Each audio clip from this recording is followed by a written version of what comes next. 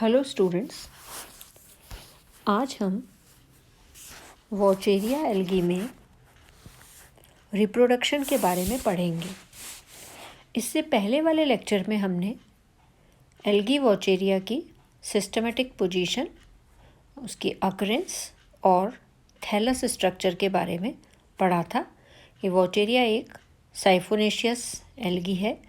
Siphon जैसा इसका thallus होता है जिसमें एक बड़ी सेंट्रल वैक्यूल पाई जाती है और किनारे पे जो प्रोटोप्लास्ट होता है उसमें न्यूक्लियाई और क्लोरोप्लास्ट इत्यादि पाए जाते हैं।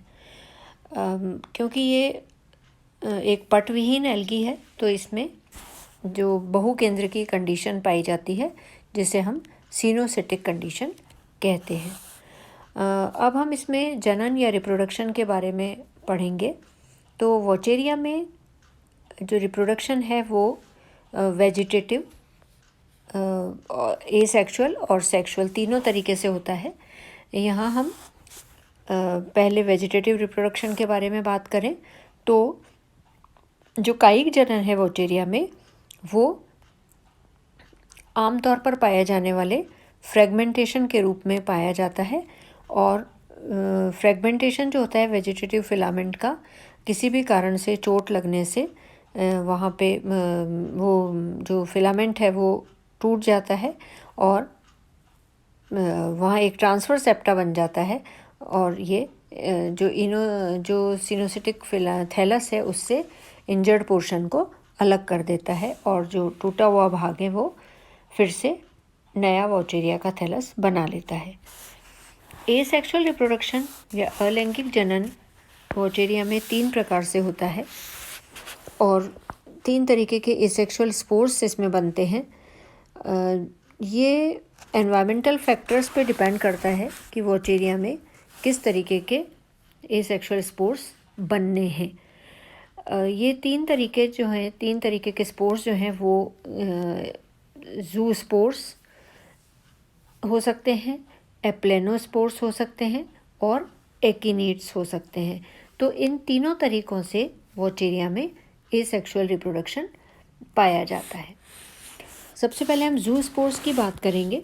तो एसेक्सुअल रिप्रोडक्शन जो है वो वॉचेरिया की जो एक्वेटिक स्पीशीज़ हैं उसमें उसमें ये जू स्पोर्स की सहायता से होता है। और ये जू स्पोर्स जो हैं वो मल्टी फ्लैजिलेटेड होते हैं और मल्टी न्यूक्लिएटेड होते हैं, मतलब बहुकोशिकी फ्लैजिला वाले और बहु केंद्र की होते हैं। ये एक क्लब शेप के स्पोरेंजिया में डेवलप होते हैं जो कि फिलामेंट के टिप पर या बिल्कुल अग्र भाग में बनता है। और इसके बनने में जो सेंट्रल वैक्यूल है वो धीरे धीरे श्रिंक हो जाती है, डिक्रीज़ हो जाती है साइज़ में। और डिक्रीज़ होने के बाद में यहाँ हम जैसे ए पार्ट में देख सकते हैं कि किसी भी फिलामेंट के ऊपरी हिस्से में सेंट्रल वैक्यूल जो है वो छोटी हो जाती है साइज़ में और जो फिलामेंट का जो अग्रभाग है, टिप है, वो क्लब शेप का या मुग्धाकार हो जाता है और डार्क ग्रीन कलर का ये हो जाता है। ये बाकी के फिलामेंट से एक ट्रांसफर सेप्टा द्वारा अलग हो जाता है। यहाँ आप बी डायग्राम में देख सकते हैं कि इसमें सेप्टा का फॉर्मेशन हो गया है और ये बाकी के फिलामेंट से ऊपर का हिस्सा जो थोड़ा साइज़ में बड़ा हो जाता है वो डिफ्रेंशिएट हो जाता है बाकी के फिलामेंट से। और एक जो सेंट्रल वैक्यूल है वो डेवलप हो जाती है और इस जगह पे जो ओरिजिनल फिलामेंट था उसमें जो न्यूक्लियाई और क्लोरोप्लास्ट का जो भी ओरिएंटेशन था वो यहाँ पे रिवर्स हो जाता है। रिवर्स होने में हमने देखा था कि जो थैलस है उसमें जो न्यूक्लियस हैं वो केंद्र की तरफ होते हैं, सेंट्रल वैक्यूल की तरफ होते हैं और क्लोरोप्लास्ट जो हैं वो बाहर की तरफ, परिधि की तरफ, भित्ति की तरफ पाए जाते हैं।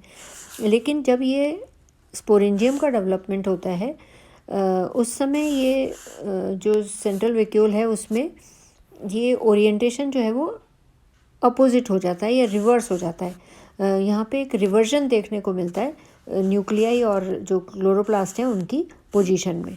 जो न्यूक्लियाई जो कि पहले सेंटर की तरफ थे वेजिटेटिव फिलामेंट में, वो अब पेरिफेरल पोजीशन पे आ जाते हैं, बाहर की तरफ आ जाते हैं, और जो क्रोमेटोफोर्स बाहर की तरफ थे वो अंदर की तरफ हमें नज़र आते हैं। यहाँ आप इस तरह एफ डायग्राम में आप देखें तो ये जो न्यूक्लियस है वो बाहर की तरफ आ गए और क्लोरोप्लास्ट हैं वो सेंट्रल वैक्यूल के पास में इकट्ठे हो जाते हैं। Chromatophores they are towards the centre and the nuclei are towards the periphery. जो स्पोरेंजियल प्रोटोप्लास्ट है, स्पोरेंजिया जो बना है उसका जो प्रोटोप्लास्ट होता है वो श्रिंक हो जाता है और एक जोड़े में मतलब दो फ्लैजिला जो हैं जो अनइक्वल लेंथ के होते हैं वो हर न्यूक्लियस में डेवलप हो जाते हैं। एफ डायग्राम में आप देख रहे हैं कि जो न्यूक्लियस है वो चारों तरफ आ जाते हैं बाहर की तरफ और इसमें दो फ्लैजिला डेवलप हो जाते हैं।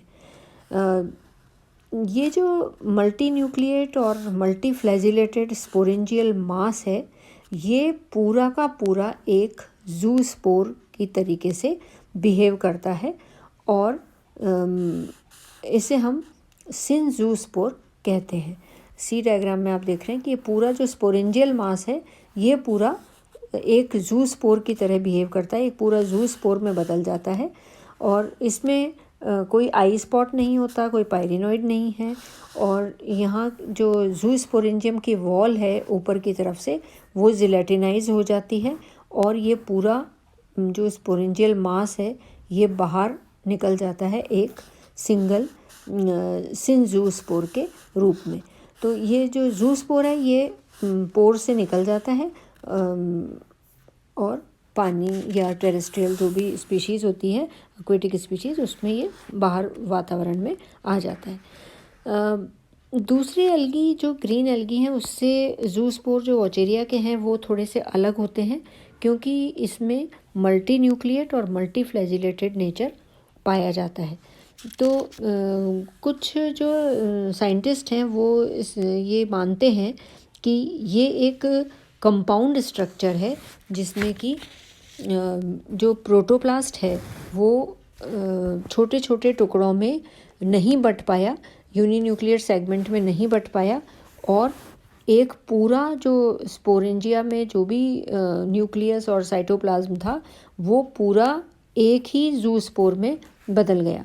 तो वो कुछ जो एल्गोलॉजिस्ट हैं, कुछ जो साइंटिस्ट हैं वो इस तरीके के मल्टी न्यूक्लिएट और मल्टी फ्लैजिलेटेड जो स्ट्रक्चर है उसको उन्होंने एक नया नाम दिया दैट इज़ सिन जू स्पोर। सिन जू स्पोर का मतलब सारा ये एक कंपाउंड स्ट्रक्चर है। ऐसा लगता है कि बहुत सारे जू स्पोर से मिल के ये एक नया सिन जू स्पोर बना है। अब ये जो जू स्पोर्स हैं ये करीब कुछ समय तक ये तैरते हैं पानी में, उसके बाद ये रेस्ट में आ जाते हैं, रुक जाते हैं कहीं पे एक जगह पे। ये यहाँ पे आप देख सकते हैं इस डायग्राम में भी जू स्पोरेंजियम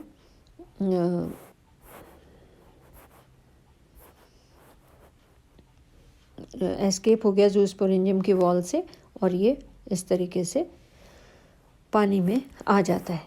अब इसका जर्मिनेशन होता है तो ये पहले तो सिंजू स्पोर जो है वो तैरता है कुछ समय के लिए, उसके बाद ये रेस्टिंग स्टेज पे आता है और ये अपने जो फ्लैजिला हैं उनको विड्रॉ कर लेता है और एक जो वॉल है इसके चारों तरफ थिन वॉल ये बन जाती है। बी डायग्राम से यहाँ स्पष्ट हो रहा है।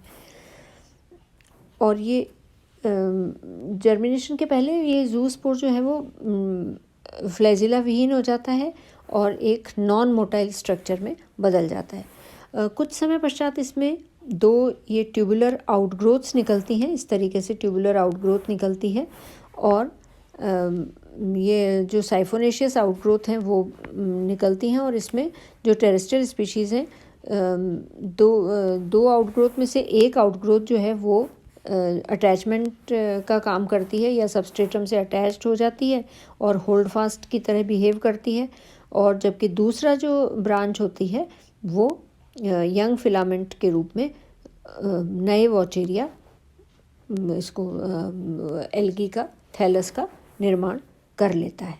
तो this is about synzoospores and its germination. Thank you very much.